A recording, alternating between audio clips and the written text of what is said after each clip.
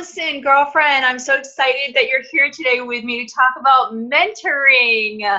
Thanks so much for having me, Alyssa. I'm happy to be here. Oh, thank you. So, I think it's an obvious thing that when you have a mentor, maybe it's not so obvious, but there's a lot of talk. When you have a mentor, life can be better. I really want to dive into both sides of that, though, both as a mentee, somebody who's getting a mentor, and as a mentor. So what are the top reasons, and how does it, of course, fit into somebody's confidence when you get a great mentor? Like, what do you see happen to that person?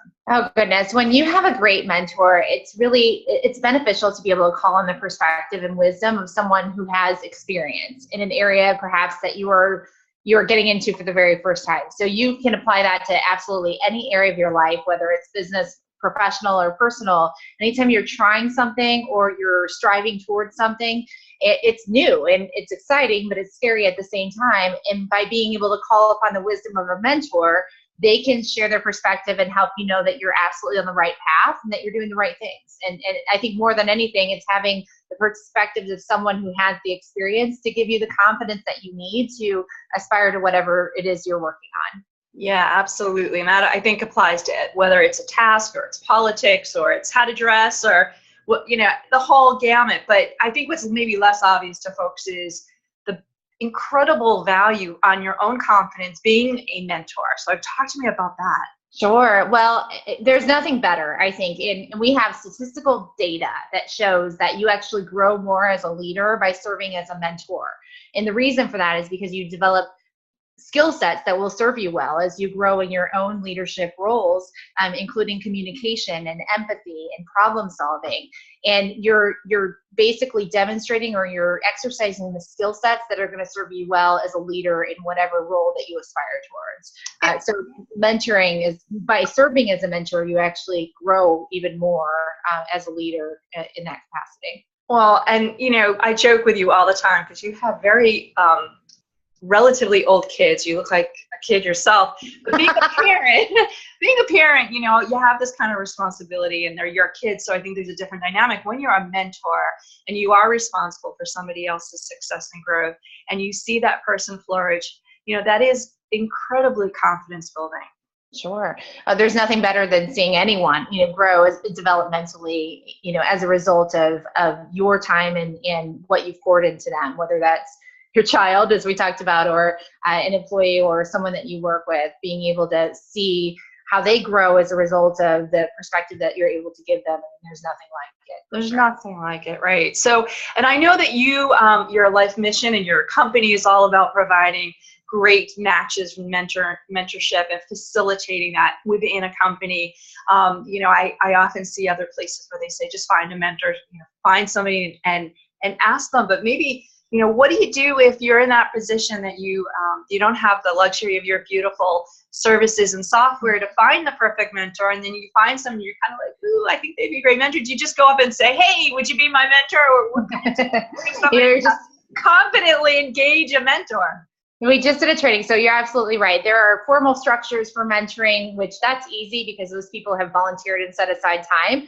But absent that, obviously, there's a lot of opportunities to be able to cultivate relationships with qualified mentors and a lot of resources for that. And so we don't recommend that you meet someone for the very first time for coffee and say, hi, will you be my mentor? I think Sheryl Sandberg actually talked about it in her book, Lean In.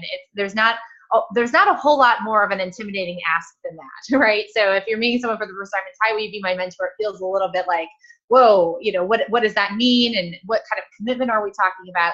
And so what we really recommend is reaching out to people who could be potential mentors and starting to build a relationship with them. That's what this is. It's a relationship. It's an opportunity for you to get the perspective of someone else, but it's really about building a relationship. And in any good relationship, it's sort of a two-way street as well. So you may find ways to be helpful to the person who's helping you. And we also talk a lot about not only making them feel appreciated, but finding ways to be helpful to your mentor as well. But to get back to your original question, building a relationship, asking the right questions, and then saying, hey, would you mind if we got together on a regular basis, or is there a way that I might be able to reach out to you from time to time to get your perspective on things? And then you're at the very beginning of a great mentoring relationship where you've got some regular contact with somebody without necessarily dropping the word mentor, early on. It's usually kind of a retrospect is thank you so much for being a great mentor for me. And you didn't realize that that was sort of the nature of the relationship. Again, unless it's part of a formal structure. And in that case, it's completely appropriate for you to say, okay, I'd like for you to be the official mentor in this capacity.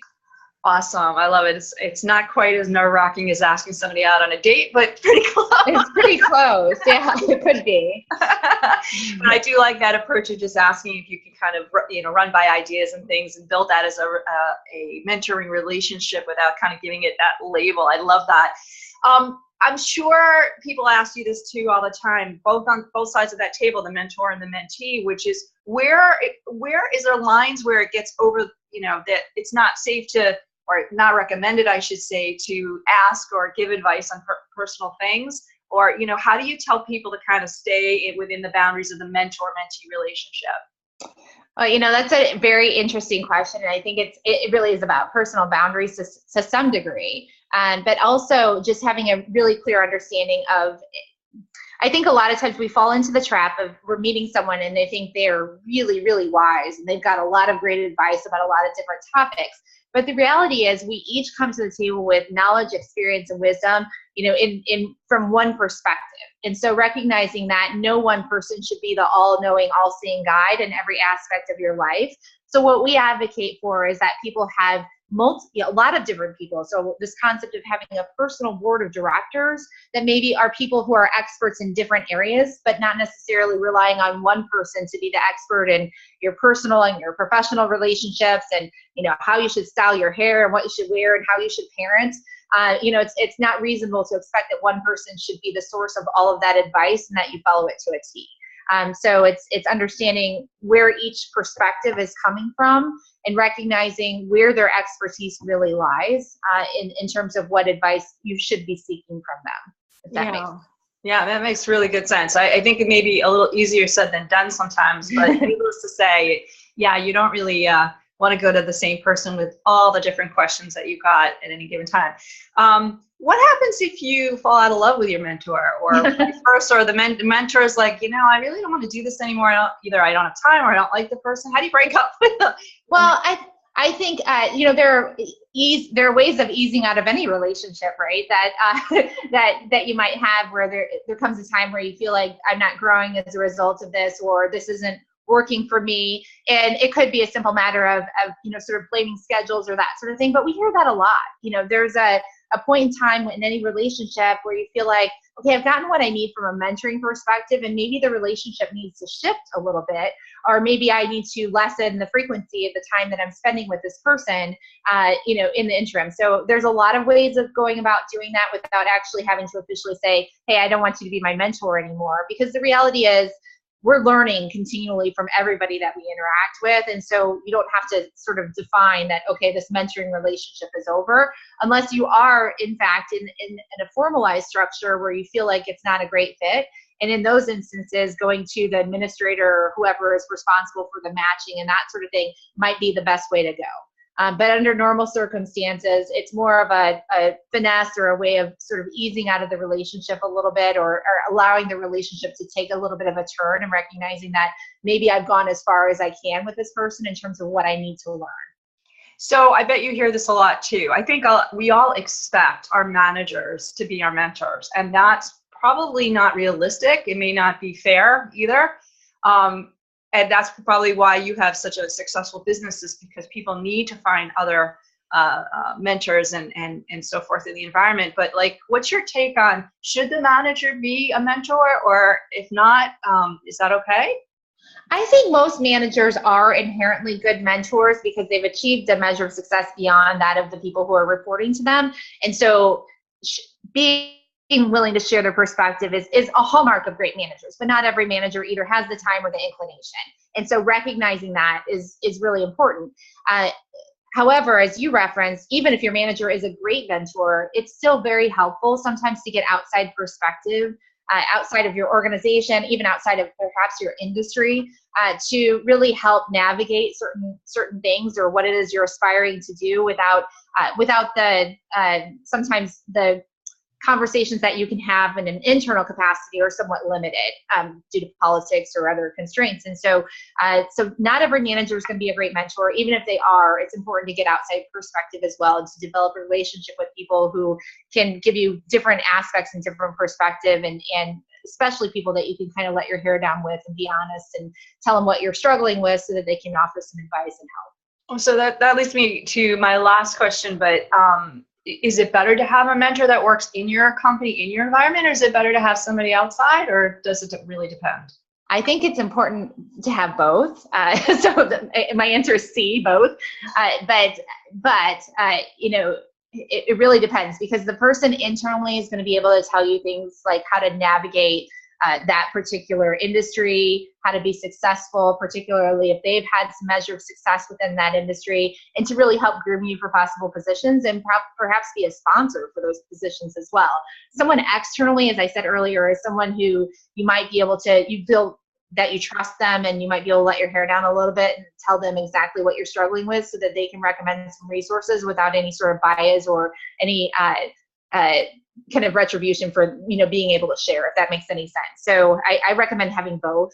I think it's really important to have somebody in an upper position in your organization if you have aspirations to move ahead, but also having external perspective is extremely invaluable for everyone too. Well, that's awesome. My goodness. I mean, such a wonderful topic, and we can continue talking, but I'm really excited that you did this. Thank you so much, because I know the power of mentorship. It can feed, like we started the conversation, confidence on both sides, mentor and mentee. Your company information links are below, because the training and the systems that you provide just make it that much easier. So keep going with what you got, because you're a breath and so much air that people are out there trying to make a difference. And I think your programs really do. And thank you for being here with me today. I appreciate it so much. Thank you, Alyssa. And the same holds true for you. I think confidence is such an important topic for so many people, and mentors can help with confidence, as we talked about today, but you're doing really important work as well. So thank you very much. Oh, thank you. And have a great afternoon. It's Friday, at least when we're taping this. So amen to that. Will do. Thank you.